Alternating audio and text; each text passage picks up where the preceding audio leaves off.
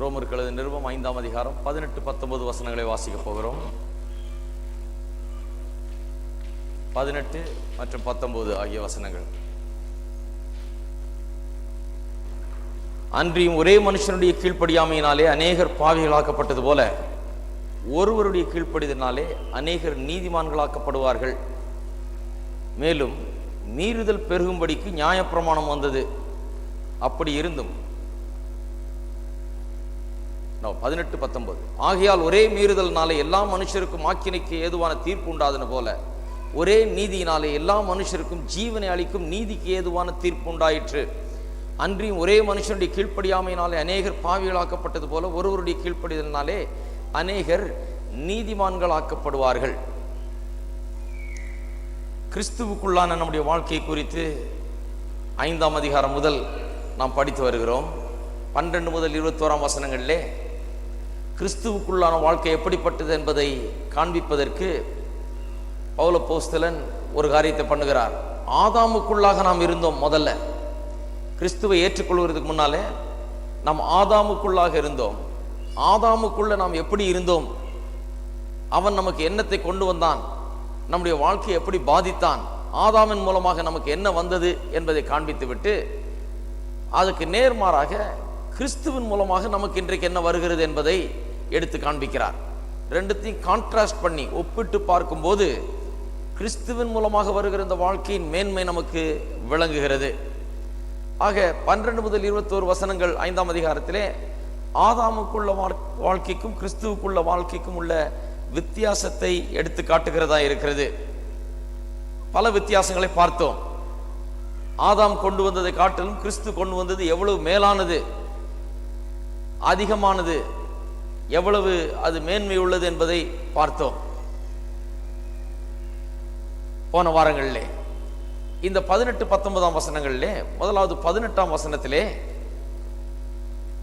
கிறிஸ்துவின் மூலமாக வருகிற ஜீவனை அளிக்கும் நீதிக்கு ஏதுவான தீர்ப்பு உண்டாயிற்று என்று பவுல் அப்போஸ்தலன் சொல்லுகிறார்.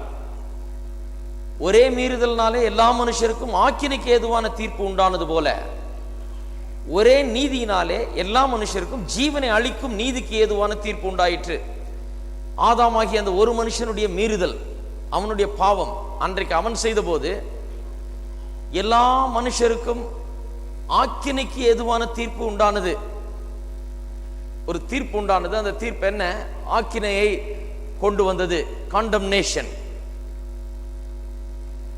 ஒரு மனுஷனுடைய பாவத்தினாலே, நான் ஏற்கனவே சொல்லி இருக்கிறேன், நாம் எல்லாரும் பிறந்து பாவ சுவாவத்தை பெற்ற பிறகு நம்மை தேவன் பாவிகள் என்று அழைக்கவில்லை, அல்லது பிறந்து பாவ சுவாவத்தை பெற்று பாவம் செய்ய ஆரம்பித்த பிறகு நம்மை பாவிகள் என்று அழைக்கவில்லை. ஆதாம் பாவம் செய்த அன்றைய தினத்திலேயே, அன்றைக்கே, நாம் எல்லாம் இன்னும் பிறக்கவே இல்லை, நாம் எல்லாம் இன்னும் உலகத்தில் உண்டாகவே இல்லை. ஆதாம் பாவம் செய்த அந்த நாளிலே, ஏதேன் தோட்டத்தில், அன்றைக்கே அந்த கனியை எடுத்து புசித்த அந்த நாளிலேயே எல்லாரையும் பாவிகள் என்று தேவன் அறிவித்து விட்டார். நம்மை அவனுக்குள்ளாக கண்டார்.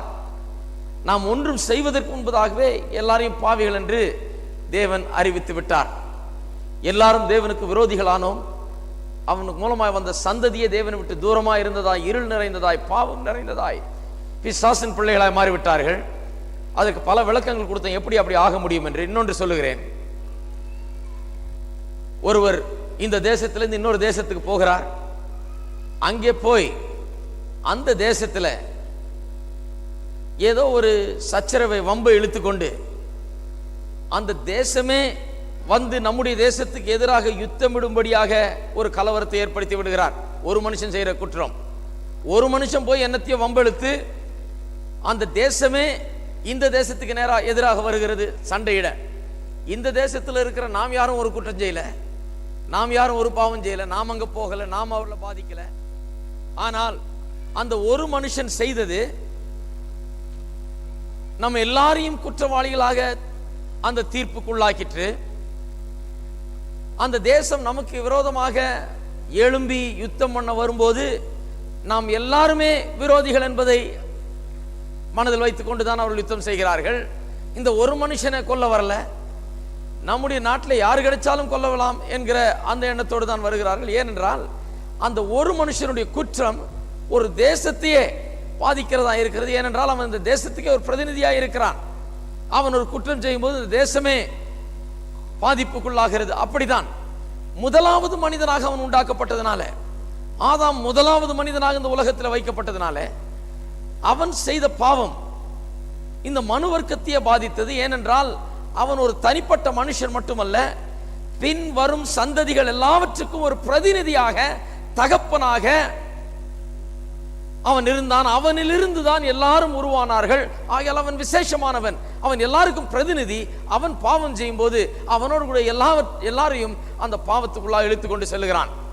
அதைத்தான் இங்கே சொல்லி இருக்கிறது. ஒரே மீறுதல்னாலே, நிறைய பாவம் செய்யல, ஒரே ஒரு பாவம், அந்த ஒரு பாவம் செய்தவனாலே எல்லா மனுஷருக்கும் ஆக்கினைக்கு ஏதுவான தீர்ப்பு உண்டானது. எல்லாருக்கும் ஒரே நீதியினாலே, அது என்ன என்று இன்றைக்கு பார்ப்போம். ஒரே நீதியினாலே எல்லா மனுஷருக்கும் ஜீவனை அளிக்கும் நீதிக்கு ஏதுவான தீர்ப்பு உண்டானது. நல்லா கவனிங்க, ஜீவனை அளிக்கும் நீதிக்கு ஏதுவான தீர்ப்பு, ஜஸ்டிபிகேஷன் ஆஃப் லைஃப் என்று ஆங்கிலத்திலே அருமையாக சொல்லப்பட்டிருக்கிறது. ஜஸ்டிபிகேஷன் பை ஃபெய்த் பார்த்தோம், ஜஸ்டிபிகேஷன் பை பிளட் பார்த்தோம். விசுவாசத்தால் ஒருவன் நீதிமானாக்கப்படுகிறான், அதை குறித்து பார்த்தோம். இயேசுவின் ரத்தத்தால் ஒருவன் நீதிமானாக்கப்படுகிறான், அதையும் பார்த்தோம். இங்க அதுக்கெல்லாம் மேல ஒரு படி, நீதிமானாக்கப்படுவதிலே அதுக்கெல்லாம் மேல இன்னொரு படிக்கு போகிறோம். ஜீவனை அளிக்கும் நீதி. இந்த நீதிமானாக்கப்படுதலின் மூலமாக ஜீவன் மனுஷனுக்குள் உண்டாகிறது. நீதிமானாக்கப்படுவது என்று ஒருவன் தேவனுடைய ஒருவன் பாவங்கள் எல்லாம் மன்னிக்கப்பட்டது என்று மாத்திரமல்ல, அவன் தேவனுடைய பிள்ளையாக இப்பொழுது ஏற்றுக்கொள்ளப்படுகிறான் என்பது மாத்திரமல்ல, தேவனுடைய ஜீவனே அவனுக்குள் உண்டாகிறது. அவன் மரணத்தின் மண்டலத்திலிருந்து விடுவிக்கப்பட்டு ஜீவன் என்னும் மண்டலத்துக்குள் பிரவேசிக்கிறான். அவன் முற்றிலுமாய் மாற்றப்படுகிறான். ஜீவனுக்கு ஏதுவான, ஜீவனை அளிக்கும் நீதிக்கு ஏதுவான தீர்ப்பு என்று ஆகையால் இதை குறித்து சொல்லப்பட்டிருக்கிறது. இயேசு சிலுவையிலே செய்து முடித்த காரியம் ஜீவனுக்கு ஏதுவான, ஜீவனை அளிக்கும் நீதிக்கு ஏதுவான தீர்ப்பை நமக்கு உண்டு பண்ணிற்று, உண்டாக்கியது, நமக்கு கொண்டு வந்தது. ஜீவனை அளிக்கும் நீதி. எல்லாரும் சொல்லுவோம், ஜீவனை அளிக்கும் நீதி. நாம் நீதியை பெற்றோம், we are righteousness of God. நாம் நீதியை பெற்றோம் என்று சொல்லும் போது அந்த நீதி ஜீவனை அளிக்கிறது என்பதை நாம் அறிந்து கொண்டிருக்க வேண்டும். திருப்புவோம் அப்போஸ்தலர் நடபடிகள் 13ஆம் அதிகாரம். அப்போஸ்தலர் நடபடிகள் 13ஆம் அதிகாரம் 38 39ஆம் வசனம்.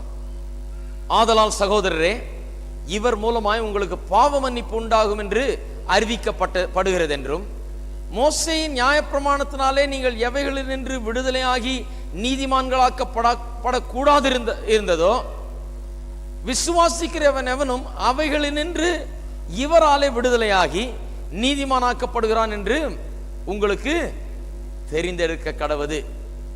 இங்கே நீதிமானாக்கப்படுவது என்பது பாவ மன்னிப்பு என்கிற அந்த நிலையை குறித்து பேசுகிறது. நீதிமானாக்கப்படுவதிலே ஒரு பகுதி, அவ்வளவுதான். அது பாவ மன்னிப்பு இவர் மூலமாய் உண்டாகிறது என்று சொல்லுகிறார். மோசே நியாயப்பிரமாணம் உங்களை நீதிமானாக்க முடியல. விசுவாசிக்கிறவன் எவனும் இவராலே விடுதலையாகி நீதிமானாக்கப்படுகிறான், அவனுடைய பாவம் மன்னிக்கப்படுகிறது மூலமாக நீதிமானாக்கப்படுகிறான் என்று இங்கே சொல்லுகிறார். ஆக இந்த நீதிமானாக்கப்படுதல் அப்போஸ்தலர் 13 38 39 நீதிமானாக்கப்படுதல் என்று சொன்னால் ஒரு மனிதனுடைய பாவம் மன்னிக்கப்பட்டு அவன் விடுதலை ஆகிறதை குறித்து அங்கே சொல்லப்பட்டிருக்கிறது. ஆனால் ரோமர் 5:18 நீதிமானாக்கப்படுகிறது என்று சொல்லுவது அது அதைவிட ஒரு மேலான ஒரு காரியத்தை இங்கே காண்பிக்கிறது. வெறும் பாவ மன்னிப்பு என்கிற அந்த லெவல் அல்ல, அதைவிட ஒரு மேலான ஒரு ஸ்தானத்தை அது காண்பிக்கிறது. பாருங்கள், இப்படியா இதை விளக்கலாம். இந்த கரம் நான் என்று வைத்துக் கொள்வோம். என்னுடைய வாழ்க்கை பாவத்தின் பாரத்தால் நிறைந்திருக்கிறது. ஒரு பெரிய வலுவான ஒரு காரியத்தை இந்த கையில வைத்து, தாங்கக்கூடாத ஒரு பொருளை கையில வைத்துக் கொண்டு பார்ப்போம் என்றால் அதை தூக்க சிரமமாக இருக்கிறது. பாவத்தினால் நம்முடைய வாழ்க்கை பாதிக்கப்பட்டு அப்படியே அழுத்தப்பட்டு வாரப்பட்டு நாம் பாவத்திலே மூழ்கி கிடந்தோம். இயேசு என்ன பண்ணாராம்? இந்த பாவத்தை தம் மீது ஏற்றுக்கொண்டார். இப்ப நாம் என்னவா இருக்கிறோம்? இப்ப அந்த பாரம், பாவ பாரம் நீங்கிற்று.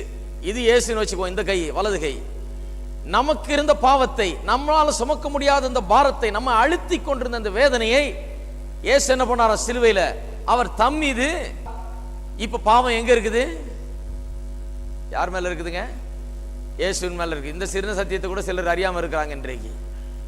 இப்ப பாவம், அதுக்கு தான் இப்படி விளக்குறேன், சாதாரண ஆளு கூட விளக்கம். இப்ப பாவம் என் மேல இல்ல, நான் இது இடது கை. இப்ப பாவம் என் பேர்ல இல்ல, என்னை அதை அழுத்தி கொண்டு இல்லை, என்ன பாரமாக்கி கொண்டு இல்லை. பாவம் இப்ப யார் பேர்ல இருக்குது? இயேசுவின் பேர்ல இருக்குது. அது மட்டுமல்ல, இது பாருங்க, இது நீதிமானாக்கப்படுவதில் ஒரு சிறிய பகுதி. இன்னொரு காரியம் என்ன? இந்த கை இயேசு என்று சொன்னோம். இயேசு நீதியால் நிறைந்தவராய் இருக்கிறார். அவர் தேவனுடைய நீதியால் நிறைந்தவராய் இருக்கிறார். அவர் நீதிமான், அவர் நீதியுள்ளவர், அவர் நீதியால் நிறைந்தவராய் இருக்கிறார். நாம பாவம் நிறைந்தவர்களா இருந்தோம், அவர் என்ன நிறைந்தவரா இருக்கிறாரு? நீதி நிறைந்தவரா இருக்கிறார். இது நீதி. நீதி அவரிடத்துல ஏராளமா இருக்கிறது. அந்த நீதி என்ன பண்ணாரு? நம்முடைய பாவத்தை கொண்டு போய் அவர் மேல வைத்து விட்டு அவருடைய நீதியை கொண்டு வந்து என்ன பண்ணாரு? நம்முடைய பேர்ல வைத்தார். இப்போ நம்முடைய பேர்ல பாவம் இல்ல, நம்முடைய பேர்ல என்ன இருக்குது? நீதி இருக்கிறது. தேவனுடைய நீதியே நமக்கு உண்டாயிருக்கிறது. நம்முடைய நீதி அல்ல, தேவனுடைய நீதி நமக்கு உண்டாயிருக்கிறது என்று வேத வசனம் சொல்லுகிறது. ஆகையால் தான் நாம் நீதிமான் என்று அழைக்கப்படுகிறோம். நாம் வெறும் பாவம் மன்னிக்கப்பட்டவர்கள் அல்ல, கிறிஸ்துவனுடைய நீதியினால் உடுத்தப்பட்டவர்கள். இந்த உலகத்தில் கிறிஸ்து வந்து மரித்து அடக்கம் பண்ணப்பட்டு உயிர் தெழுகிற வரைக்கும் எந்த மனுஷனும் கிறிஸ்துவனுடைய நீதியினால் உடுத்தப்பட்டவன் கிடையாது. போன வாரத்தில் சொன்னேன்னு நினைக்கிறேன். ஆதாம் முதலாவது இந்த உலகத்தில் உண்டாக்கப்பட்ட போது அவன் தேவனுடைய நீதியால் உடுத்தப்பட்டவன் அல்ல, அவன் பாவமற்றவனாயிருந்தான். ஆனால் தேவனுடைய நீதி அவனுக்கு கொடுக்கப்படவில்லை. அவன் தேவனுடைய நீதியினால் நிரப்பப்படவில்லை, தேவனுடைய நீதியினால் உடுத்தப்படவில்லை. அவன் கிறிஸ்துவுக்குள்ளாக இல்லவும் இல்லை. ஆகையால் தான் நம்மை ரட்சிக்க போது தேவன் இன்றைக்கு மறுபடியும் ஆதாம் இருந்த அந்த ஸ்தானத்துக்கு நம்மை கொண்டு போகிறதல்ல, அதை விட மேலான ஸ்தானத்துக்கு நம்மை கொண்டு போகிறார் என்று போன வாரத்தில் சொன்னேன். மறுபடியும் நம்ம ஆதாம போல ஆக்குறது இல்ல, இன்னசென்ட் ஸ்டேட் கொண்டு வர்றது இல்ல, பாவம் மற்றவர்களா கொண்டு வந்தாங்க நிறுத்துறது இல்ல. நம்ம இன்றைக்கு என்ன பண்ணுகிறார்? அவனை விட மேலாக அவனுக்கு இல்லாத ஒரு பெரிய ஸ்லாக்கியத்தை கொடுக்கிறார். நமக்கு கிறிஸ்துவனுடைய நீதியை நம் பேர்ல வைக்கிறார். நம்முடைய பாவத்தை போக்கி கிறிஸ்துவனுடைய நீதியை நம் பேர்ல வைத்து நம்மை கிறிஸ்துவுக்கு உள்ளாக வைக்கிறார். எல்லாரும் சொல்லுங்க, கிறிஸ்துவுக்குள்ளாக நான் இருக்கிறேன். பாருங்க, அதே சிந்தையா இருக்கணும், அதே சிந்தையா இருக்கணும், அதே மன யோசனைகள் அதே இதுல இருக்கணும். கிறிஸ்துவின் நீதி எனக்கு கொடுக்கப்பட்டிருக்கிறது, நான் நீதிமானாய் இருக்கிறேன். தேவன் என்னை காணும் போது கிறிஸ்துவிலே என்னை காண்கிறார், கிறிஸ்துவுக்குள் நான் இருக்கிறேன் என்கிற அதே சிந்தை நமக்கு இருக்க வேண்டும். ஆகையால் தான் நாம் என்ன பண்ணுகிறோம்? நாம் அழுக்கு தூசி குப்பை அதெல்லாம் சொல்றது கிடையாது. ஏன்? கிறிஸ்துவுக்குள்ள நாம் நீதிமான்களா இருக்கிறோம், கிறிஸ்துவுக்குள்ள இருக்கிறோம் என்கிறதை பார்க்கிறோம். நம்முடைய பாவத்தை கண்டால்தான் நம்ம அழுக்கு குப்பை தூசின்னு சொல்றதுக்கு. இப்ப நம்ம பார்க்கிறோம், நம்ம எப்படி பார்க்கிறோம்? நீதி நிறைந்தவர்களாக நம்மை பார்க்கிறோம். பாவம் நம் பேர்ல இல்ல, நீதி நம் பேர்ல இருக்கிறது. நீதியை நாம் காண்கிறபடினாலதான் நாம் என்ன சொல்லுகிறது? அழுக்கு கந்த தூசி குப்பைலாம் சொல்லுகிறது இல்ல. சிலர்லாம் வேத வசனங்கள்லாம் இதுக்கு வச்சிருக்கிறாங்க. ஆபிரகாம் ஜெபிச்சார் ஐயா, ஆபிரகாம் சொன்னாரு, நானு ஒன்றுமில்ல, நான் அழுக்கு கந்தேன்னு. ஆபிரகாம் சொன்னாரா? ஆபிரகாமே அப்படி ஜெபிக்கும் போது நாமும் அப்படி ஜெபிக்கலாம் அல்லவா? நாமும் அப்படித்தானே ஜெபிக்கிறோம். ஆபிரகாமுக்கே அந்த கதினா நமக்கு என்ன கதி அப்படிங்கிறாங்க. நான் என்ன சொல்றேன்? ஆபிரகாமுக்கு கிறிஸ்துவின் நீதி கொடுக்கப்படவில்லை. இருக்கிறீங்களா? ஆபிரகாம் நீதிமானாக்கப்படவில்லை. ஆபிரகாம் அவனுடைய பாவங்கள் அகற்றப்படவில்லை, நீக்கப்படவில்லை. அவனுடைய பாவங்கள் வெறும் மூடதான் பட்டது. பழைய ஏற்பாட்டு காலத்திலே அவன் நீதிமானாக எண்ணப்பட்டான், அவ்வளவுதான். தேவன் அவனுடைய பாவங்களை பாராதிருந்தார். அவனுடைய பாவம் நீங்கிற்று என்று சொல்லவில்லை. நம்ம பற்றி நம்முடைய பாவம் நீங்கிற்று சொல்லி இருக்கிறது. அவன் தேவனுடைய நீதியினால் உடுத்தப்படவில்லை, அவன் கிறிஸ்துவுக்கு உள்ளாக இல்லை. ஆகியால அவன் அழுக்குன்னு சொல்லலாம், கந்தன்னு சொல்லலாம், தூசின்னு சொல்லலாம், குப்பைன்னு சொல்லலாம். ஏன்னா அப்படிதான் அது சொல்லும் போது அவன் உண்மையை தான் சொல்றான். தேவனுக்கு முன்பாக நான் அழுக்கும் கந்தியும் தூசியும் குப்பையுமா இருக்கிறேன்னு சொல்லும் போது கரெக்ட் தான் அது.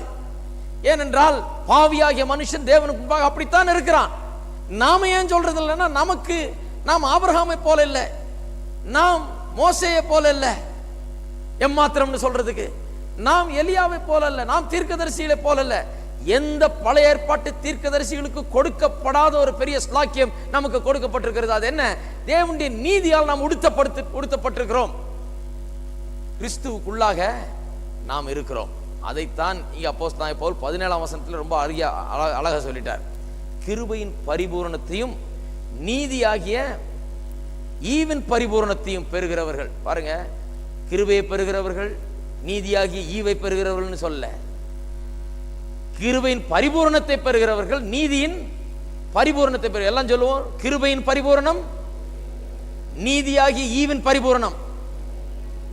அப்ப புதிய ஏற்பாட்டுகளே அது அல்லது புதிய உடன்படிக்கையில நமக்கு கிடைக்கிறது ஏதோ கிருபையும் நீதியும் அல்ல, கிருபையின் பரிபூரணமும் நீதியின் பரிபூரணமும் நமக்கு கிடைக்கிறது. அபண்டன்ஸ். ஒரு டிரான்ஸ்லேஷன் சொல்லுகிறது சூப்பர் அபண்டன்ஸ். நம்ம நாட்டில் இந்த சூப்பர்ன்ற வார்த்தை ரொம்ப பாப்புலர் ஆயிருக்கு. எல்லாத்துக்கும் சூப்பர்ன்றாங்க. சூப்பர் கோழி குழம்புங்க,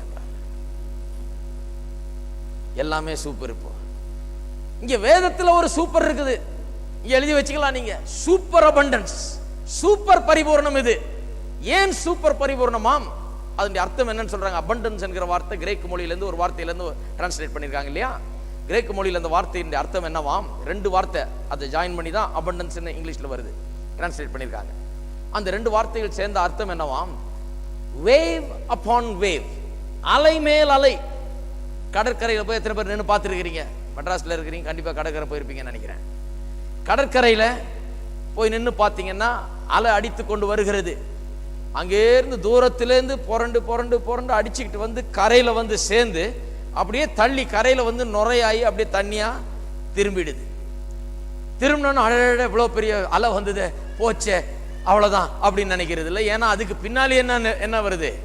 இன்னொரு அலை வருது. கர்த்தர் ஆதியில இந்த வானத்தையும் பூமியும் உண்டாக்கி இந்த பூமியை ஒழுங்குபடுத்தி சீர்படுத்தின காலத்திலே இந்த சமுத்திரத்தின் தண்ணீரை ஒரு பக்கமாய் தள்ளி இதுக்கு மேல் வராதேன்னு சொல்லி வச்சாராம். வேதம் சொல்லுது, சமுத்திரத்தின் தண்ணீர் இதுக்கு மேல வராத, இதுதான் உன்னுடைய எல்லை, இதை தாண்டாதேன்னு சொல்லி வைத்தார். அன்றைய நாளிலிருந்து இந்த கரையில இந்த அலை புரண்டு கொண்டே இருக்கிறது.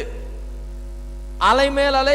இத்தனை வருஷங்களாக, பல்லாயிரக்கணக்கான வருஷங்களாக அலைகள் வந்து கொண்டே இருக்கிறது. என்னைக்கும் யாரும் கடைக்கரையில போய் நின்று ஐயோ அலையே இல்லையே, இனிமே வரவே வராது போல இருக்குன்னு சொன்னதே கிடையாது. அலை மேல் அலை என்று சொன்னால் கர்த்தர் அதை அப்படி அந்த எல்லைக்குள் இருக்க கட்டளையிட்ட நாள் முதற்கொண்டு இந்த பூமி ஒளிந்து போகும் நாள் வரையிலே அந்த அலைகள் இருந்து கொண்டே தான் இருக்கும். அதை யார் நிறுத்தவே முடியாது. அது ஓயவே ஓயாது, அது வந்து கொண்டே தான் இருக்கும். தேவனுடைய கிருபை அப்படியாம், அது அலையை போல ஓயாமல் வந்து கொண்டே இருக்கும். நீங்க அனுபவிக்கிறீங்க தேவனுடைய கிருபையை. ஆஹா, எவ்வளவு அருமையான தேவனுடைய கிருபை, என்னுடைய பாவங்கள் மன்னிக்கப்பட்டது, நான் குற்றமற்றவனா இருக்கிறேன், நான் சுத்தமாக கழுவப்பட்டிருக்கிறேன் என்று உற்சாகம் அடைகிறீர்கள், சந்தோஷம் அடைகிறீர்கள். அதோடு நிற்காது, அடுத்த அலை வருது. அதனால நாம் தேவனுக்குள் நீதியாக, தேவனுடைய நீதியின் வஸ்திரத்தினால் தரிக்கப்படுகிறோம். இதுவும் தேவனுடைய கிருபை. அவருடைய வஸ்திரத்தால் நம்மை மூடுகிறார், கிறிஸ்துவுக்குள்ளாக நம்ம வைக்கிறார், நம்மை ஆசீர்வதிக்கிறார், நம்மை தம்முடைய பிள்ளைகள் என்று அழைக்கிறார், தம்முடைய குடும்பத்தில் சேர்த்துக் கொள்கிறார். என்னிடத்தில் உன்னை யாரும் பிடுங்கிக் கொள்ள முடியாது என்று சொல்லுகிறார். அலை மேல அலை வந்து கொண்டே இருக்கிறது, அது ஓயவே ஓயவே ஓயாது. எத்தனை பேர் விசுவாசிக்கிறீங்க? ஒவ்வொரு நாளும் தேவனுடைய கிருபையாகிய அலை வந்து கொண்டே இருக்கிறது, அதுக்கு முடிவே கிடையாது. அவருடைய கிருபைகளுக்கும் இரக்கங்களுக்கும் முடிவே இல்லை. அந்த கிருபையை தான் நாம் அனுபவிச்சிருக்கிறோம். அதுதான் பரிபூர்ணம். கிருபையின் பரிபூர்ணம்னு சொல்றது அதை தான் சொல்லியிருக்காங்க. நீதியாகிய ஈவின் பரிபூர்ணம் என்கிறது ஓயாத ஒன்று, வந்து கொண்டே இருக்கும். அலை மேல அலை வருகிறது போல வந்து கொண்டே நம்முடைய வாழ்க்கையை நிரப்பிக்கொண்டே இருக்கும், நம்முடைய வாழ்க்கையை அது மாற்றிக்கொண்டே இருக்கும். அதைத்தான் தேவனுடைய கிருபை, பரிபூர்ண கிருபை, பரிபூர்ண நீதி என்று சொல்லுகிறோம்.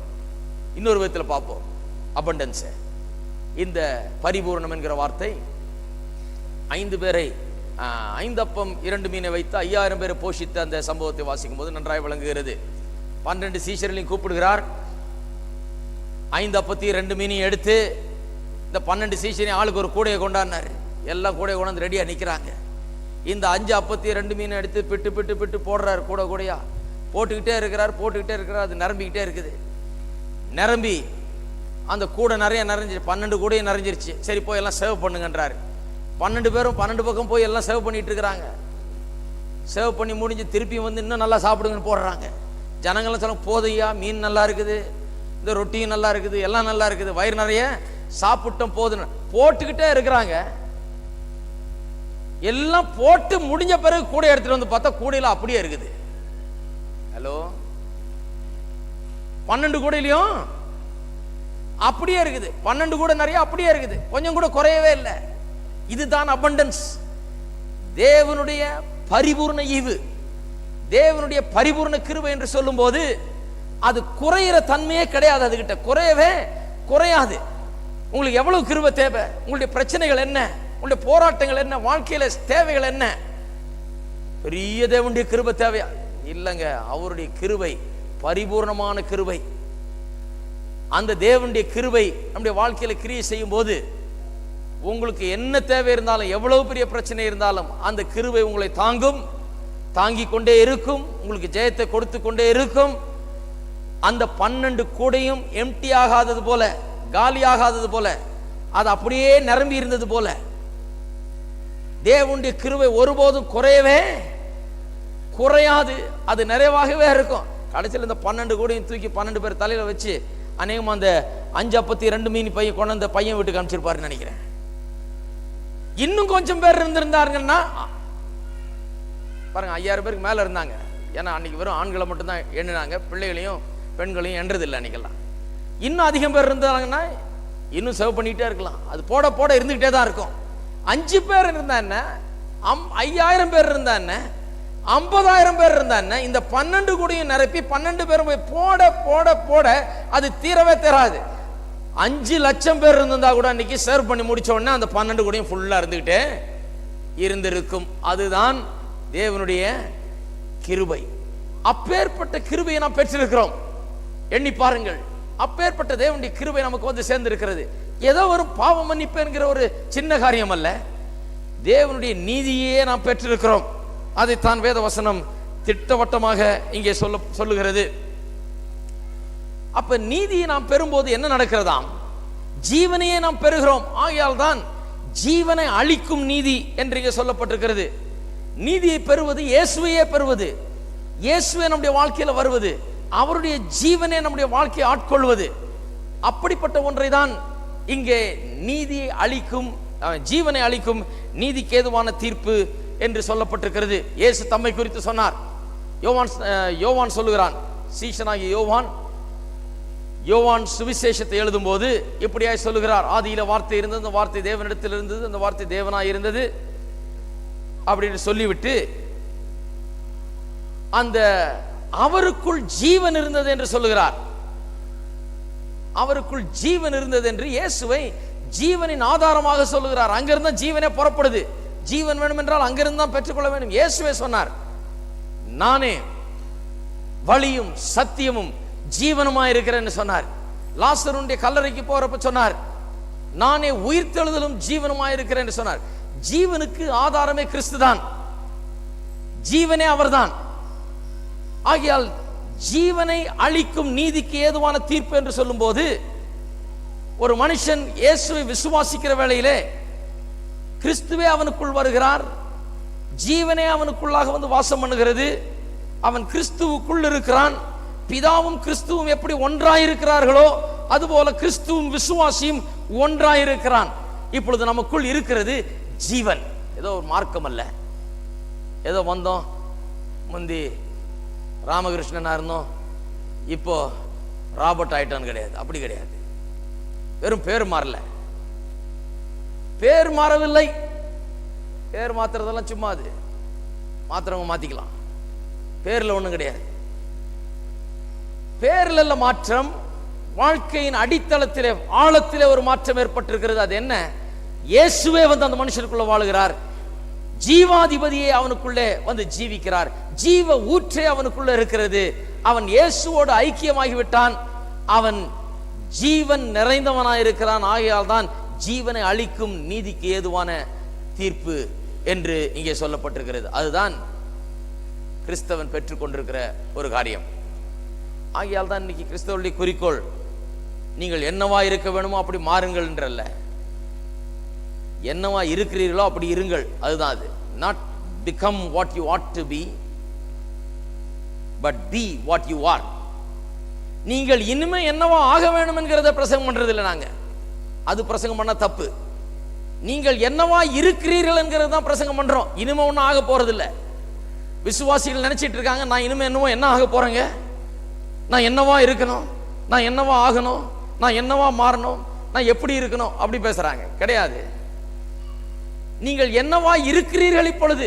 அதுதான் விசுவாசிகளுக்குள்ள பிரச்சனை. வந்து தேவன் இனிமே வந்து அவர்களை என்னமோ மாதிரி மாற்ற வேண்டும் என்றல்ல, தேவன் வந்து ஏற்கனவே மாற்றி விட்டார். அதை இவர்கள் காண்கிறதில்லை. இவர்கள் என்னவா இருக்கிறார்கள் என்பதை இவர்கள் காண வேணும். அதுதான் ஆவிக்குரிய சத்தியம். அதைத்தான் பிரசங்கம் பண்றோம். இனிமே நீங்க என்னவா ஆகிறது என்பதை பற்றி அல்ல. சிலுவை ஏற்கனவே முடிஞ்சிச்சு 2000 வருஷத்துக்கு முன்னாலே. அங்கே நம்முடைய பாவத்தை சுமந்தார். அவருடைய நீதி நம்ம மேல் வைக்கப்பட்டது. நாம் தேவனுடைய பிள்ளைகள் என்று அழைக்கப்படுகிறோம். நாம் ஜீவனை பெற்றிருக்கிறோம். ஜீவனை அளிக்கும் நீதிக்கு ஏதுவான தீர்ப்பு நமக்கு உண்டாயிற்று. அப்ப ஜீவனை பெற்றவர்களாக, ஜீவனை உடையவர்களாக நாம் இருக்கிறோமே ஒழிய இனிமே ஆக போகிறோம் என்கிறது அல்ல. எல்லாரும் சொல்லுவோம், நான் ஜீவனை உடையவனாக இருக்கிறேன், கிறிஸ்துவை உடையவனாக இருக்கிறேன், கிறிஸ்துவுக்குள்ளாக இருக்கிறேன். எப்படி ஆக போகிறோம்ன்றது இல்லை, எப்படி ஆயிருக்கிறோம் ஏற்கனவே அதை காண வேண்டும். It is not something that is going to happen in the future. It is something that has already happened. ஏற்கனவே நடந்து விட்டது. ஏதோ எதிர்காலத்தில் நடக்க போறதல்ல, ஏற்கனவே நடந்து விட்டது. கிறிஸ்து உங்களுடைய வாழ்க்கையை ஏற்கனவே பாதித்து விட்டார். கிறிஸ்துவை விசுவாசிக்கிற ஒவ்வொருவருக்குள்ளாகவும் இது நடந்திருக்கிறது. இதை அறிந்து கொள்வது, இதற்கென்று மனம் திறக்கப்படுவது, கண்கள் திறக்கப்படுவது, இதனுடைய சத்தியத்தை விளங்கிக் கொள்வது. நான் யார், நான் எங்க இருக்கிறேன், நான் என்னவா இருக்கிறேன் என்பதை அறிந்து கொள்வது, புரிந்து கொள்வதுதான் நமக்கு மிகவும் முக்கியமான காரியம். அதுதான் ரொம்ப மேலான சத்தியம், எல்லா சத்தியத்தை விட. 19ஆம் வசனத்தை பார்ப்போம். அன்றி ஒரே மனுஷனுடைய கீழ்ப்படியாமையினாலே அநேகர் பாவிகளாக்கப்பட்டிருக்கிறது போல ஒருவருடைய கீழ்ப்படிதலினாலே அநேகர் நீதிமான்களாக்கப்படுவார்கள். ஒரே மனுஷனுடைய கீழ்ப்படியாமையினாலே அநேகர் பாவிகளாக்கப்பட்டது போல ஒருவருடைய கீழ்ப்படிதலினாலே அநேகர் நீதிமான்கள் ஆக்கப்படுவார்கள். நீதிமான்கள் ஆக்கப்படுவார்கள். மேக் என்று ஆங்கிலத்தில் வருகிறது, மேட் என்று. அது ரொம்ப ஸ்ட்ராங்கான வார்த்தை. மேட் மேட் என்று சொன்னால் தேவன் அப்படி நியமிக்கிறார், அப்படி ஏற்படுத்தி வைக்கிறார், அப்படி நியமித்து வைக்கிறார், அப்படி அழைக்கிறார். தேவன் அப்படி அங்கீகரிக்கிறார். அதுதான் அந்த மேட் என்கிற வார்த்தையின் அர்த்தம், ஆக்கப்படுகிறார்கள் என்று. ஆதாம் பாவம் செய்த போது எல்லா மனுஷரையும் தேவன் அந்த பாவத்தின் ஸ்தானத்தில் வைத்து பாவிகள் என்று அங்கீகரித்து பாவிகளாக ஆக்கி என்று சொன்னால் பாவிகள் என்று அவர்களை தீர்ப்பு கொடுத்து அவர்களை பாவிகள் என்று அழைத்தார், அப்படி நியமித்து விட்டார். அது தேவனுடைய தீர்ப்பு. அதே போல ஒரு மனுஷனுடைய நீதியினாலே அல்லது கீழ்ப்படிதலினாலே அநேகர் நீதிமான்களாக்கப்படுவார்கள். எப்படி நாம் ஆதாமுக்குள் பாவிகளாக்கப்பட்டோமோ அதே போலதான் கிறிஸ்துவுக்குள் நீதிமான்களாக்கப்படுகிறோம் என்று சொல்லுகிறார். ஆதாமுக்குள் பாவிகளாக்கப்பட்டோம் என்பதை விளங்கிக் கொள்ளவில்லை என்றால் கிறிஸ்துவுக்குள் நீதிமான்களாக்கப்படுவது நமக்கு விளங்காது. ஆதாமுக்குள் நாம் எப்படி பாவிகளாகப்பட்டோம்? ஒரு கிரியும் செய்யாமல் இந்த உலகத்தில் பிறக்க கூட இல்லை, பாவத்தை பற்றி நினைக்க கூட இல்லை, பாவ சுவாபத்தை கூட பெறவில்லை. அதுக்கு முன்னாலேயே பாவிகள் ஆக்கப்பட்டு விட்டோம். தேவன் பாவிகள் என்று நம்ம எண்ணி விட்டார், தீர்த்து விட்டார், பாவிகள் என்று நியமித்து விட்டார் நம்ம. அவ்வளவுதான். அந்த தீர்ப்பையும் நியமனத்தையும் அந்த தீர்மானத்தையும் அதையும் அந்த அழைப்பையும் யாரும் மாற்றவே முடியாது. God made. தேவன் அப்படி ஆக்கினார். கண்ணோக்கி பார்க்க முடியாது, பாவி அண்டையில் ஐக்கியம் கொள்ள முடியாது. ஆகையால் தான் இயேசு கத்துகிறார், சிலுவையிலிருந்து என் தேவனே என் தேவனே ஏன் என்னை கைவிட்டீர் என்கிறார். ஏன்? பாவம் இவரை மூடிக்கொண்டிருக்கிறது, பாவம் இவர் மேல வந்து விழுந்து இருக்கிறது, பாவத்தை அவர் சுமந்து கொண்டிருக்கிறார். தேவனே அந்த பக்கம் திரும்பிக்கிட்டார். நீ பாவி என்கிறத அறிவித்து விட்டு பாவம் செய்யல, அவர் பாவம் ஆக்கப்பட்டார். இதை எல்லாரும் விசுவாசிக்கிறாங்க, எல்லாரும் விசுவாசிக்கிறாங்க. பாருங்க, எல்லா சபை பிரிவரும் எதை விசுவாசிக்கிறாங்க? இயேசு பாவமானார் என்பதை விசுவாசிக்கிறாங்க. இயேசு பாவம் செய்தார்னா நம்ப மாட்டாங்க, சண்டைக்கு வந்துடுவாங்க. எங்கேயா பாவம் செய்தார்? சாதாரண சபையில் உள்ளவர்கள் கூட இயேசு பாவம் செய்தார் ஆகியால பாவமா தொங்குறாருன்னா சண்டைக்கு தான் வருவாங்க. எப்படி பாவம் செய்தார்னு சொல்லலாம், செய்யல, கரெக்ட் தான், பாவமே செய்யல அவர், ஆனா பாவம் ஆனார். இன்னும் கேட்டா ஆக்கப்பட்டார். தேவனுடைய அற்புதமான செயலினால் பாவமாக்கப்பட்டார். தேவனுடைய செயல் அது, மனுஷனுடைய செயல் கிடையாது. பாவமே இல்லாத ஒரு மனுஷன் பாவமானார். ஆனாரா இல்லைங்களா? பாவமே அறியாத ஒருத்தர் பாவம் ஆனார். வேதத்தை நல்லா பாருங்க, சொல்லியிருக்கா, பாவம் அறியாத அவரை நமக்காக பாவம் ஆக்கினார். பாவம் அறியாத அவர், பாவம் செய்யல, பாவத்தை அறியல. எல்லாரும் நம்புறீங்களா? பாவத்தை அறியாதவர், செய்யாதவர், பாவம்னா என்னன்னு தெரியாதவர் பாவம் ஆக்கப்பட முடியுமா? எத்தனை பேர் விசுவாசிக்கிறீங்க பாவம் ஆக்கப்பட முடியும்னு? கொஞ்சம் பேருக்கு பயம் போல இருக்கு. பாவம் ஆக்கப்பட முடியுமா? ஆக்கிட்டாரே. நம்மளால் ஆக்க முடியாது, தேவன் ஆக்கி இருக்கிறார். தேவன் உலகத்தின் பாவத்தை எல்லாம் அவர் மேல வைத்துட்டு அவர் சொல்லிட்டாரு, உன்னை பாவம் ஆக்கிட்டேன், பாவத்தின் உருவமா இருக்கிற நீ பாவம் அப்படின்னு இயேசுவை பார்த்து பாவின்னு அறிவித்துட்டார். அதை எல்லாரும் விசுவாசிக்கிறார்கள், இதுல சந்தேகமே கிடையாது. ஆனா அடுத்த பகுதியை தான் விசுவாசிக்கிறது அவங்களுக்கு கஷ்டமா இருக்கு. அது என்ன சொல்லுது? அவரை எப்படி அற்புதமான விதத்துல பாவம் ஆக்கினாரோ, பாவமே அறியாத ஒருவரை பாவம் ஆக்கலாங்கிறாங்க. ஆனா நீதியே அறியாத நான் நீதியே ஆக முடியுங்கிறது ஜனங்களுக்கு விசுவாசிக்க கஷ்டமா இருக்குது. பாவமே அறியாத அவர் பாவம் ஆக்கப்பட முடியுமானால் அதே தேவனுடைய செயல், இதுக்கு ஒன்றும் எக்ஸ்ட்ரா தேவையில்லை. with the same sleight of hand, அதே கரம், அவரை பாவமாக்கின அதே வல்லமை, பாவமே அறியாத ஒருவரை பாவமாக்கிய அதே தேவனுடைய சக்தி, நீதியே அறியாத என்னையும் உங்களையும் அதன் மூலமாக நீதியாக்கி விட்டது. இருக்கிறீங்களா? ஹலோ,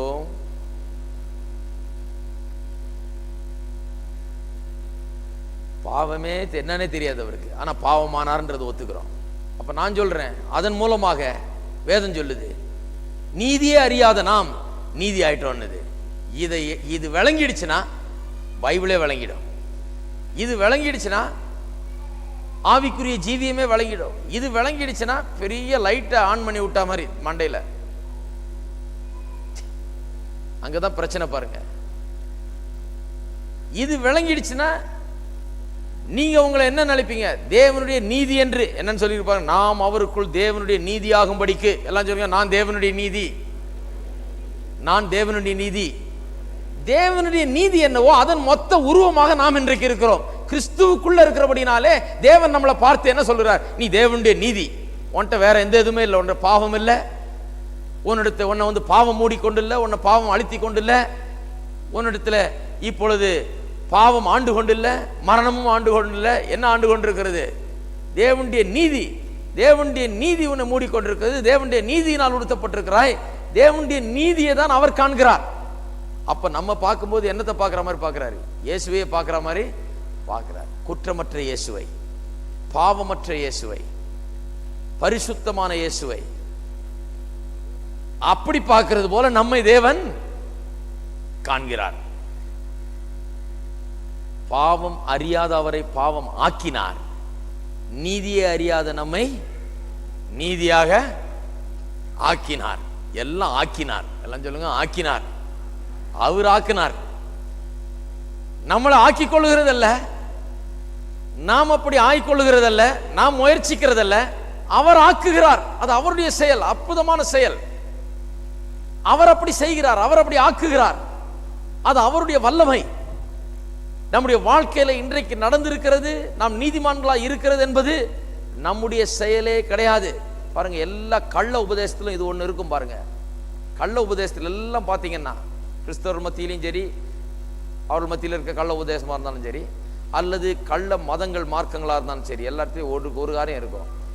அதில் எல்லாம் பார்த்தீங்கன்னா லேசா எங்கேயாவது ஒரு இடத்துல நான் தேவனுக்காக என்ன செய்தேன் அதை பெருசா பேசுவாங்க. அதை பேசினோடனே நீங்க இது கள்ள உபதேசம்ன்றது தெரிஞ்சுக்கலாம்.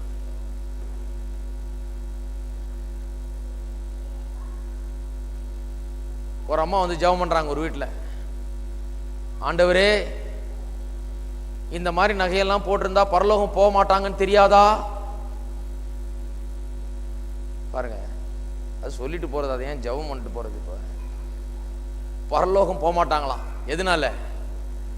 ஏதோ ஜடையினால, நகையினால, அதனால இதனாலன்னு பரலோகமே போக முடியாது. இவங்க டிக்கெட்டே கேன்சல் பண்ணிடுறாங்க, பரலோகமே போக முடியாது. அப்ப பாருங்க எவ்வளவு பெரிய ஒரு கள்ள உபதேசம் பாருங்க. அது நான் வந்து இதை கழட்டினதுனாலதான் பரலோகம் போக போறேன், நான் முன்ன இதெல்லாம் போட்டிருந்தேன், நான் இப்ப இதெல்லாம் கழட்டிட்டேன். அது நீங்க போடுவீங்க, கழட்டிங்க, அது உங்க இஷ்டம், எனக்கு அது பிரச்சனையே கிடையாது. போட்டா போட்டுங்க, போடாம போங்க, உங்களுக்கு பிடிச்சா போட்டுங்க, இல்லைன்னா எடுத்துருங்க. என்ன பண்ணுவீங்களோ, பொட்டியில வச்சு பூட்டி வைப்பீங்களோ, கொண்டு போய் என்ன பண்ணுவீங்களோ தெரியாது. அதை பற்றி நான் பேசல. ஆனா அது எந்த விதத்தில் என்ன பரலோகம் கொண்டு போகுது அதை தான் பேசுறேன் நான். இப்போ அது என்ன பரலோகம் கொண்டு போகுதுன்னு நான் சொன்னால் நான் கள்ள உபதேசத்தை போதிக்கிறவனாயிருப்பேன். ஏனென்றால் நான் செய்கிற, நான் என்னை நீதிமான் ஆக்குகிறது கிடையாது, நான் இதையும் அதையும் செய்து என்னை தகுதிப்படுத்துகிறது கிடையாது. நான் அதை செய்ததுனால இதை செய்ததுனால நான் தகுதி ஆகிவிட்டேன், இப்பொழுது நான் தகுதியா இருக்கிறேன் அப்படின்னு கிடையாது. இயேசு சிலுவையில மரித்த அன்றைக்கு தேவன் அவரை பாவம் ஆக்கினார், அது அவர் ஆக்கினார், இவர் பாவமே செய்யல. என்னை நீதியே செய்யாத என்னை அவர் நீதியாக ஆக்கினார். என்னை கிறிஸ்துவுக்குள் அவர் காண்கிறார், கிறிஸ்துவாகவே காண்கிறார். கிறிஸ்துவுக்குள்ள நான் இருக்கிறேன்னா என்ன பார்க்கும்போது ஆண்டவர் தான் பார்க்கிறாரு, தேவன் கிறிஸ்துவே தான் பார்க்கிறாரு. அப்படிதான் எனக்கு தகுதியை ஒழிய அதுக்கு மேலான தகுதி நான் ஏற்படுத்தி கொள்ள முடியாது. இருக்கிறீங்களா? நீங்க போட்டுங்க, போடாதீங்க, என்னமோ பண்ணுங்க, அது உங்க பிரச்சனை, அது என் பிரச்சனை கிடையாது. ஆனால் நான் என்ன சொல்றேன், கிறிஸ்து உங்களுக்கு செய்ததை காட்டிலும் நீங்க அதுக்கு மேல ஒன்றை செய்து உங்களுக்கு பரலோகத்துக்கு தகுதி ஏற்படுத்தி கொள்ள முடியாது அப்படி சொன்னீர்கள் என்றால் அது கள்ள உபதேசம். அமெரிக்காவில் பல வருஷத்துக்கு முன்னால ஒரு $20 நோட்டு, கள்ள நோட்டு அடிச்சு எவனோ சர்க்குலேஷன்ல விட்டான். அது நாடு முழுக்க கள்ள நோட்டு போய்கிட்டு இருக்குது, லட்சக்கணக்கான டாலர்ல விட்டாங்க. அதை கண்டுபிடிச்ச அதிகாரிகளுக்கு ஆச்சரியம், ஏன்னா அசல் அப்படியே ஒரிஜினல் மாதிரியே இருக்குது. கடைசியில் யார் அடிச்சான்னு பார்த்தா இந்த ட்ரெஷரி டிபார்ட்மெண்ட்ல இருக்கிறவனே, இந்த அச்சடிக்கிறவனே ஒருத்தன். அதை அடிச்ச விதத்தை பார்த்து அவன் கண்டுபிடிச்சிட்டாங்க, யாரோ இங்க வேலை வாழ்நாள் முழுக்க இவங்க வேலை செய்துட்டு இருக்கான், வேலை செய்துட்டு இப்போ போய் இந்த வேலை ஆரம்பிச்சிருக்கிறான்னு கண்டுபிடிச்சிட்டாங்க. கண்டுபிடிச்சு இங்க யார் யார் அந்த வேலையில் இருந்தது, யார் யார் அப்படிப்பட்ட பிரச்சனைகள் உள்ள ஆள், ஏதாவது தாறுமாற செய்யக்கூடிய ஆள்னு பார்த்து அப்படிப்பட்ட ஆட்களை அங்கங்கே போலீஸ் வச்சு பின்பற்றி அப்படியே பின்னாலேயே வந்து மாத கணக்கில் அவங்களெல்லாம் ஃபாலோ பண்ணி கடைசியில் யார் அதை பண்ணான்றதை படி, ஏன்னா வேற யாரும் அந்த மாதிரி அடிக்க முடியாது, அப்படியே அசல் மாதிரி அடிச்சிருக்கான். ஆனால் அதில் ஒரே ஒரு பிரச்சனை, அந்த பிரசிடென்ட் ஜாக்சனுடைய நெத்தியில லேசா ஒரு கோடு, அந்த படத்தில் சின்ன ஒரு கோடு, அவ்வளோதான், வேற ஒன்றும் கிடையாது, சின்ன ஒரு கோடு. அந்த நோட்டு ஒன்னுத்துக்கு பிரயோஜனம் கிடையாது, சின்ன கோடு தானே, யாரு கவனிக்க போறா? யாருமே கவனிக்கலனாலும் அந்த நோட்டுக்கு எந்த விதமான சக்தியும் கிடையாது, அது கள்ள நோட்டு, சின்ன கோடு தான். இப்படிப்பட்ட சின்ன கோடுகளால தான் பல கள்ள உபதேசங்கள் நிறைஞ்சிருக்குது. கள்ள உபதேசங்கள் நிறைய சத்தியங்கள் இருக்கிறது, அவங்க நிறைய காரியங்கள் சொல்லுவாங்க, நிறைய உண்மைகள் இருக்கிறது, நிறைய போதிக்கிறார்கள், அதையும் எதையும் சொல்றாங்க, நிறைய காரியங்கள் உண்மையா இருக்கலாம். எல்லாவற்றையும் கெடுக்கிற ஒரு சின்ன ஒரு கோட்டை அங்க போட்டு வச்சிருப்பாங்க, அதுதான் அது கள்ள உபதேசம் ஆக்குகிறது. அது என்ன? இயேசு எனக்கு செய்ததுக்கு மேலாக நான் ஒன்றை செய்து என்னை நான் தகுதிப்படுத்திக் கொள்கிறேன், அதன் மூலமா தான் நான் பரலோகம் போறேன். நான் இதை கட்டலனா, நான் இதை செய்யலனா, நான் இதை பண்ணலனா பரலோகம் கிடையாது. எனக்கு ஒரு அம்மா தெரியும், வயசான அம்மா. அந்த அம்மாவுடைய புருஷன் அவரும் வயசானவர். அவர் பாவம் பக்கவாத நோயில பாதிக்கப்பட்டு அவர் பாட்டுக்கு படுகையில் படுத்துட்டு கிடப்பாரு. அவரால் எந்திரிக்க முடியாது, ஒன்றும் பண்ண முடியாது, நகரவும் முடியாது. அவருக்கு ஒரு வேலைக்காரனை வச்சு கொஞ்சம் தூக்கி உட்கார வைக்கிறதுக்கு, படுக்க வைக்கிறதுக்கு, பாத்ரூம் கொண்டு போகிறது, இதுக்கெல்லாம் வச்சிருந்தாங்க. அந்த பையன் என்ன பண்ணுவார், நேரத்துக்கு மாத்திரையும் அவர் தான் கொடுக்கணும். ஆனால் இந்த அம்மா இருக்காங்களே, மாத்திரையே போடக்கூடாதுன்ற நம்பிக்கை. மாத்திரையை போடக்கூடாதுன்னா அது உங்களுடைய நம்பிக்கை. போடக்கூடாதுன்னா போடாதீங்க, அது உங்கள் இஷ்டம். நான் மாத்திரையே போட மாட்டேன்னா சரி போடாதுங்க, போங்க, அதில் ஒன்றும் பிரச்சனை இல்லை. அதுக்கு ஒன்றும் நான் சண்டையிட போகிறதில்லை, வம்புடுக்க போகிறதில்லை. இந்த அம்மா என்ன நம்புறாங்க, இவங்க மாத்திரை போடாதது மட்டும் இல்லை, மாத்திரை போட்டவங்க மோட்சம் போக முடியாதுன்னு ஒரு நம்பிக்கை அந்த அம்மாவுக்கு. இப்படியே அங்க உட்கார்ந்துக்கிட்டு அந்த ஐயாவுக்கு ஒருத்தன் போய் மாத்திரை கொடுப்பான். நேரத்துக்கு மாத்திரை கொடுக்கும் போதெல்லாம் இந்த மனுஷனுக்கு நான் எத்தனை தடவை சொல்லிட்டேன், மாத்திரை போட்டால் மருந்து எடுத்தால் மோட்சம் போக முடியாது, மருந்து எடுத்தால் மோட்சம் போக முடியாது, மருந்து எடுத்தால் மோட்சம் போக முடியாது, மருந்து எடுத்தால். ஒரு நாளைக்கு 3 தடவை இது கேட்கணும். இவர் மாத்திரை போடமெல்லாம் அந்த அம்மா சொல்லிருப்பாங்க, மருந்து எடுத்தால் மோட்சம் போக முடியாது. அப்ப பாருங்க, ஒரு சின்ன கோடு மாதிரி தான் அந்த கள்ள நோட்டில் இருந்த கோடு மாதிரி தான். இவங்களுடைய விசுவாசமே மருந்தெடுக்காம இருக்கிறதுல தான் இருக்குது. மருந்தெடுக்காமல் இருப்பதுதான் இவர்களை பரலோகத்துக்கு தகுதிப்படுத்துகிறது, தேவனுடைய பிரசன்னத்தில் கொண்டு போய் சேர்ப்பதுக்கு தகுதிப்படுத்துகிறது. இவருடைய எண்ணத்தின்படி, விசுவாசத்தின்படி மருந்து எடுக்காமல் இருப்பதுதான் இவங்களை பரலோகத்தில் கொண்டு போய் சேர்க்குதுன்னு நினைக்கிறாங்க. அதைத்தான் தவறு என்று சொல்லுகிறேன். அது தவறு. நீங்க மருந்து போடுங்க, போடாம போங்க, உங்க இஷ்டம் இல்லையா? ஹலோ, இருக்கிறீங்களா?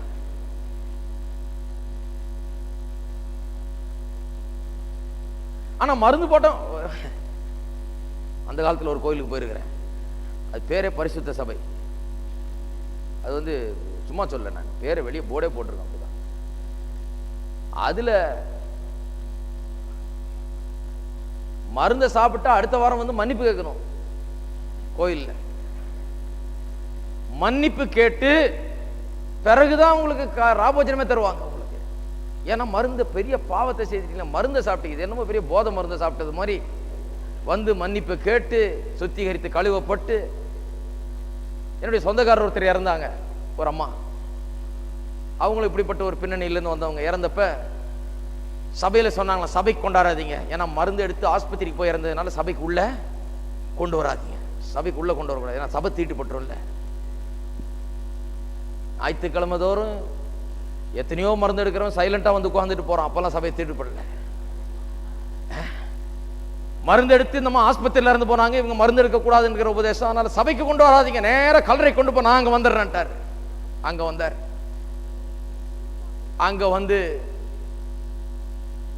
கல்லறையில் அந்த அம்மாவை அடக்கம் பண்றதுக்குள்ள பண்ண கலாட்டா எனக்கே ரொம்ப வேதனையா இருந்தது. என்னடா ஒரு மனுஷன் செத்து சமாதானமா அனுப்ப மாட்டேன்றாங்க, இவ்வளவு கலாட்டா பண்ணி போயிட்டு வாமா மோட்சத்துக்குன்னு சந்தோஷமா அனுப்பி வச்சு ஒரு ஜபத்தை பண்ணி ஆறுதலா சொல்லி 4 வார்த்தைகளை ஜனங்களுக்கு அனுப்பாம இவங்களுடைய இந்த கள்ள உபதேசத்தை போட்டு மண்டையில் அடிச்சுக்கிட்டே இருக்கிறாங்க ஜனங்கள். அங்கே கல்லறையில் போய் பேசாம நின்றுட்டு இருக்கிறேன். இந்த அம்மாவுடைய கணவர், அவருக்கும் கிறிஸ்துவுக்கும் சம்மந்தமே கிடையாது. அவர் சாதாரணமாக கோயிலுக்கும் போக மாட்டார், இதெல்லாம் ரொம்ப ஈடுபாடு வச்சுக்க மாட்டார். மனைவி ரொம்ப ஈடுபாடாக இருப்பாங்க, ரொம்ப இதாக இருப்பாங்க.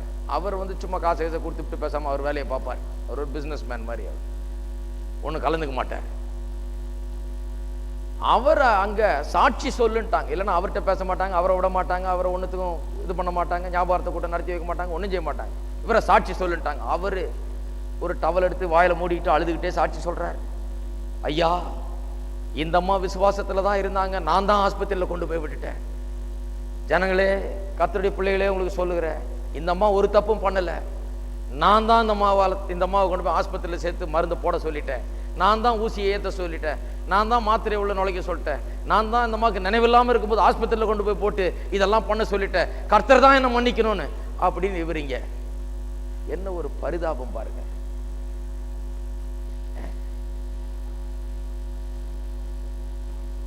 நாம் ஆக்கிக் கொள்ளுகிறது இல்லை, நம்ம தகுதிப்படுத்துகிறது இல்லை. இதெல்லாம் பிரச்சனையே கிடையாது. இங்க மருந்து எடுத்தா எடுக்க, மருந்தெல்லாம் பிசாசுகிட்ட இருந்தா வருது. டாக்டர்கள்லாம் பிசாசுடைய ஊழியர்களா? ஆஸ்பத்திரி எல்லாம் பிசாசு ஆரம்பிச்ச நிறுவனமா? நான் கேட்கிறேன். கிடையாது. எல்லாம் தேவனுடைய கிருபையினால மனுஷன் கண்டுபிடிச்ச காரியங்கள். இதெல்லாம் மனுஷனுக்கு ஒரு புண்ணுனா போய் ஒரு ஆயின்மெண்ட்டை போட்டு ஒரு ஊசியை போட்டு அந்த வேதனையை போக்குறாங்கன்னா கர்த்தருக்கு ஸ்தோத்திரம். அது இருக்கணும். தெருவுக்கு தெரு இருக்கணும், நாட்டுக்கு நாடு இருக்கணும், கிராமத்துக்கு கிராமம் இருக்கணும். ஒரு தலைவலினா போய் ஒரு மாத்திரையை போட்டு கொஞ்சம் நிம்மதியா படுத்து தூங்க முடியுதுன்னா அது பெரிய தேவனுடைய ஆசீர்வாதம். அது சாபம் கிடையாது. அதை வெறுக்க கூடாது, முட்டாள்தனமா நடக்கக்கூடாது. ஆனா பாருங்க, பல நல்ல காரியங்களை போதிக்கிறாங்க. ஆனா அதுக்கு நடுவில் இது ஒண்ணு சின்னதை கொண்டாந்து இப்படி நுழைச்சிடுறாங்க. நுழைக்கும் போது என்ன ஆகுது? அது அப்படியே அந்த போதிக்கிற எல்லாத்தையுமே கெடுத்து போடுகிறது. அப்ப ஜனங்களுக்கு விசுவாசம் எதன் பேர்ல? தாங்க எவ்வளவு விசுவாசமா இருந்தோம், தாங்க எவ்வளவு நாள் மருந்து எடுக்காம இருந்தோம், தாங்க எவ்வளவு நாள் இதை தொடாம இருந்தோம், டாக்டர்கிட்ட போகாம இருந்தோம், தாங்க எவ்வளவு கழட்டி இருக்கிறோம், தாங்க எவ்வளவு வெட்டி இருக்கிறோம், தாங்க எவ்வளவு நீட்டி இருக்கிறோம் சட்டையெல்லாம். இதுலதான் இருக்குது ஒளிய. வெட்டுறது, நீட்டுறது, பிடிக்கிறது, இதுலதான் இவருடைய பரலோகமே இருக்குது, தேவன்கிட்ட போகக்கூடிய தகுதியே இருக்குது ஒளிய.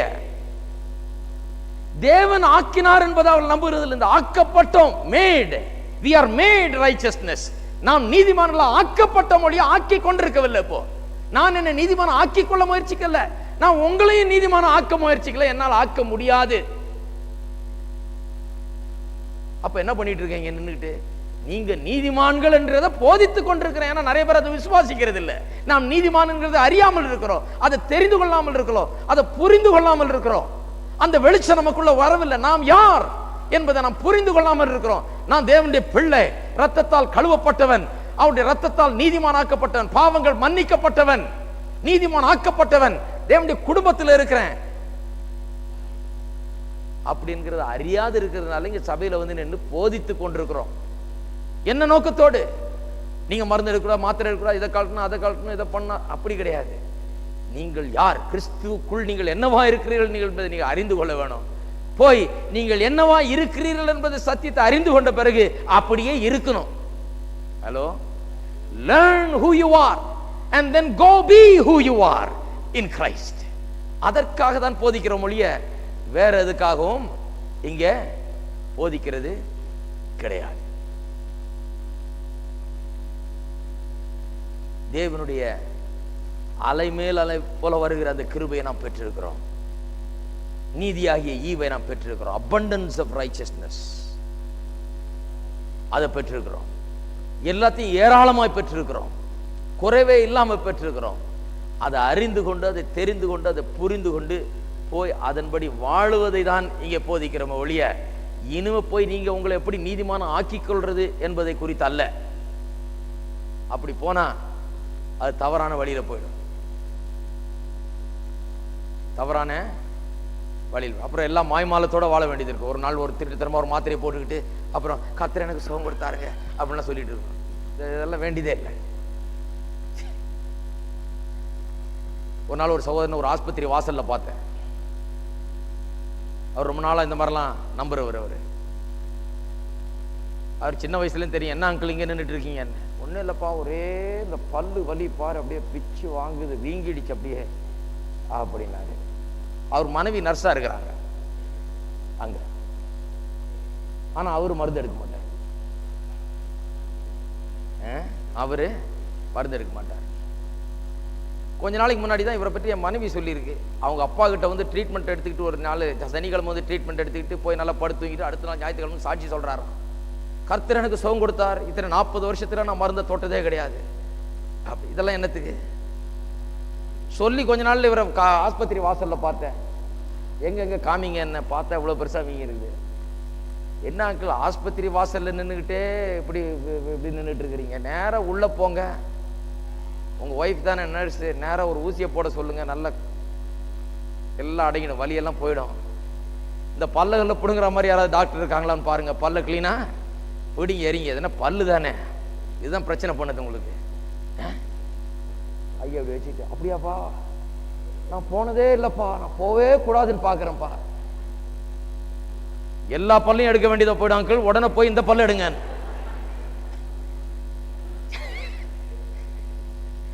கண்டிப்பா எடுத்திருப்பாருன்னு நினைக்கிறேன். அவங்க நீதிமானம் ஆக பார்க்குறாங்க, முயற்சிக்கிறாங்க.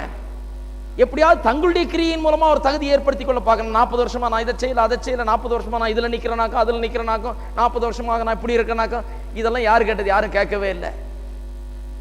எத்தனை வருஷம் ஆச்சு உங்களுக்கு? நீங்கள் இயேசுவின் மூலமாக தேவனுடைய நீதியாக ஆக்கப்பட்டீர்கள் அறிஞ்சு எத்தனை வருஷம் ஆகுது? அதுதான் இப்ப கேட்கிறேன். அதுதான் வாழ்க்கையில முக்கியம் ஒழிய வேற எதுவும் முக்கியமே கிடையாது. நீங்க 40 வருஷம் மருந்து எடுக்காம இருந்து 40 வருஷம் அதிக எதையும் போடாம இருந்து எல்லா காரியங்களையும் நீங்க பண்ணியிருக்கலாம். அது உங்களுடைய விருப்பம், அது அவரவருடைய விருப்பத்தின்படி அவரவர் செய்யட்டும், அது ஒன்றும் பிரச்சனை இல்லை. ஆனால் நம்மை தகுதி ஆக்குவது ஒன்றே ஒன்று, அவர் நம்மை ஆக்குகிறார், நீதிமான ஆக்குகிறார். பாவியா ஆக்கினார், பாவியா எண்ணப்பட்டோம், பாவிகள் என்று அறிவிக்கப்பட்டோம். ஆதாமுக்குள்ளாக கிறிஸ்து இயேசுவுக்குள் நாம் நீதிமான்களாக ஆக்கப்படுகிறோம், அறிவிக்கப்படுகிறோம், எண்ணப்படுகிறோம். எல்லாரும் எழுந்து நிற்போம்.